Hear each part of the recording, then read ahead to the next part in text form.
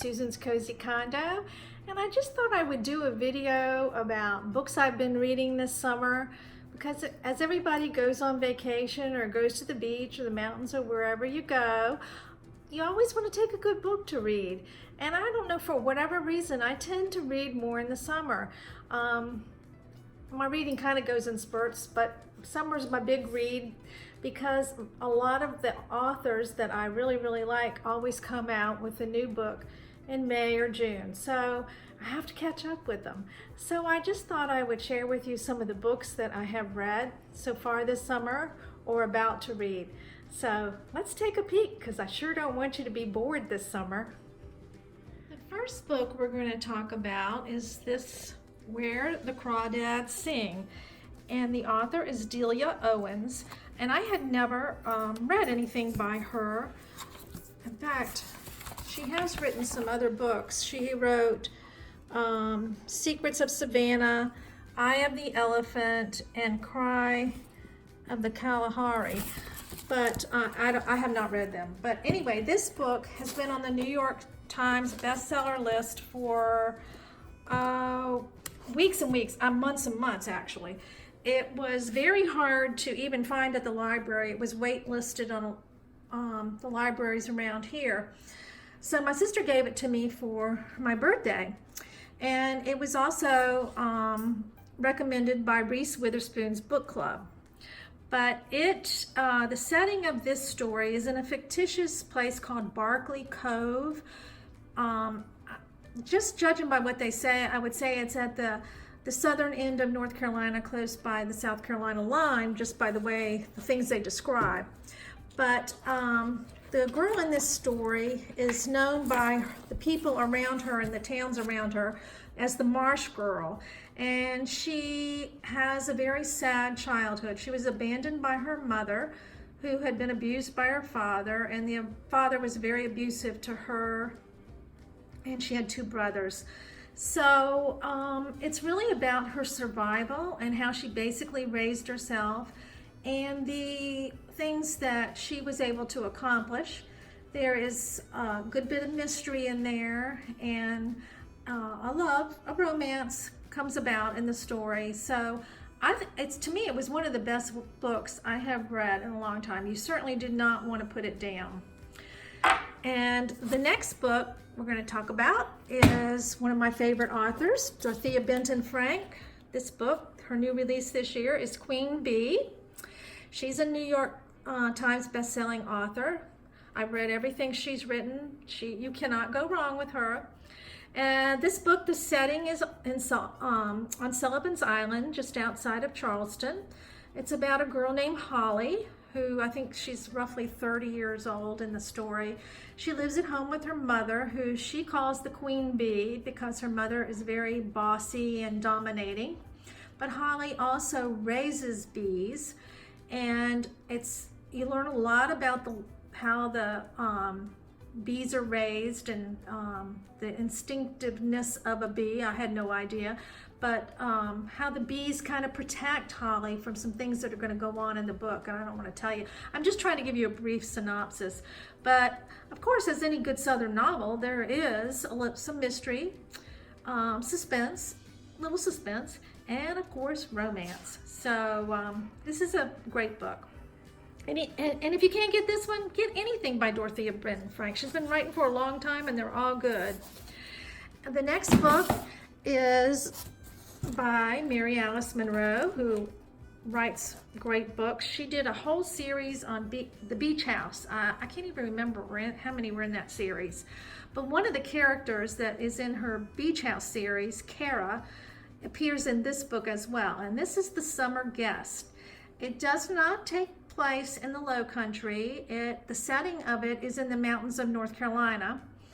And they're a group of friends who come together because they are evacuating for a hurricane that's about to hit the East Coast. Like, it's Category 5. They keep talking about, of course, it gets downgraded as it goes along. But anyway, this person that they have evacuated to, this couple, they own a horse farm.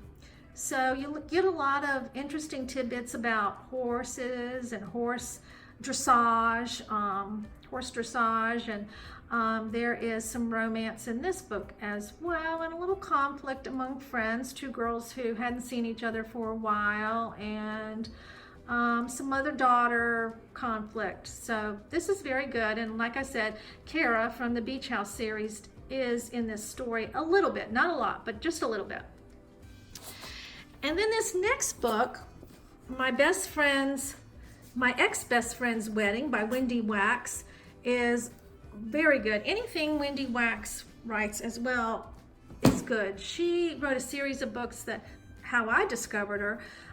The first one was called 10 Beach Road, and there was like 5 books, and it was about a group of friends who came together for that didn't know each other. They didn't know each other when they came together, but circumstances brought them together and they became best friends. But this book is about 2 girls. They were best friends. They were like sisters, although they weren't sisters. And the setting of this book is in the Outer Banks of North Carolina. So if you're familiar with the Outer Banks, you will recognize some of the landmarks they talk about, some of the restaurants, the culture that's down there. One of the places in the book is a bookstore in Manteo, and there actually is a independent bookstore in Manteo, and the name is changed in this book, but there really does exist an independent bookstore in Manteo. I've been there many times. But this story is about a girl who is engaged. She's been estranged from her best friend for 10 years. And she comes back home to visit her mom because there is a wedding dress. And in this book, it's referred to as the dress. And the dress brings everybody together, also brings out a lot of dirty laundry that people didn't know about. Very, very good. Will keep you reading this book and not wanting to put it down because it has a lot of twists and turns. So I highly recommend this book by Wendy Wax.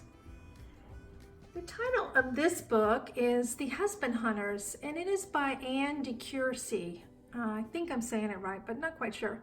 If you like historic books and biographies, you would enjoy this because it is basically the story of how the industrial barons of New York City, or in the United States, I guess, marry their daughters off to the British aristocracy just to have that title in their family pedigree, like Viscount or Earl, or they wanted that, and how they groomed their daughters to marry these gentlemen who in England were usually a good bit older than these girls. They'd marry these girls off at 18, 19 years old, and they would pay huge dowries to marry them off.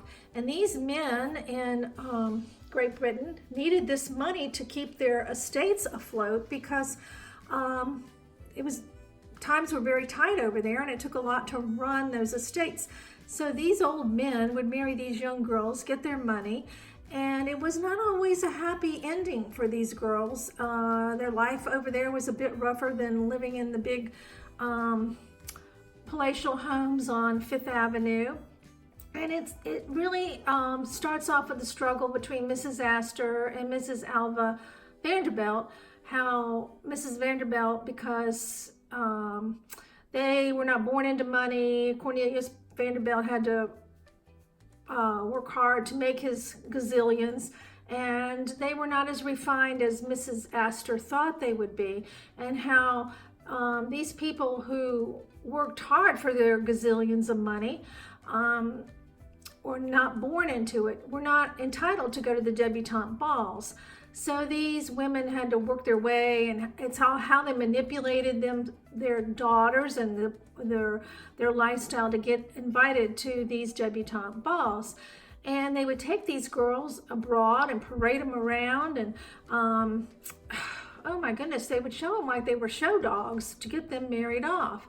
And one of the characters in here is Jenny Jerome, who was married off to Randolph Churchill, and of course she was the mother of Sir Winston Churchill, and how terrible their marriage was. There were some successful marriages made like that, but a lot of them were not very good. So if you like history and biographies and the Gilded Age, you would definitely like this. The last book I'm going to show you is a book by Brad Thor, Backlash. And my husband reads him, and I occasionally do. This is a thriller. Usually it's a like spy and espionage type thriller. This is hot off the press. It just came in the mail this week. I think it was released on Tuesday. But I wanted to show it to you in case you wanted to put your name on the list at the library to you know, check the book out. But it's about the Cold War era and the conflict of the Cold War. And anything that Brad Thor writes always ends up on the New York bestseller list. Everybody likes him, so I would suggest it. Like I say, I have not read it yet because it's just hot off the press. But I did want to show you in case you wanted to put it on your to-read list and check it out from the library. Well, I hope you find something good to read this summer, and you certainly cannot go wrong if you read any of these books I showed you.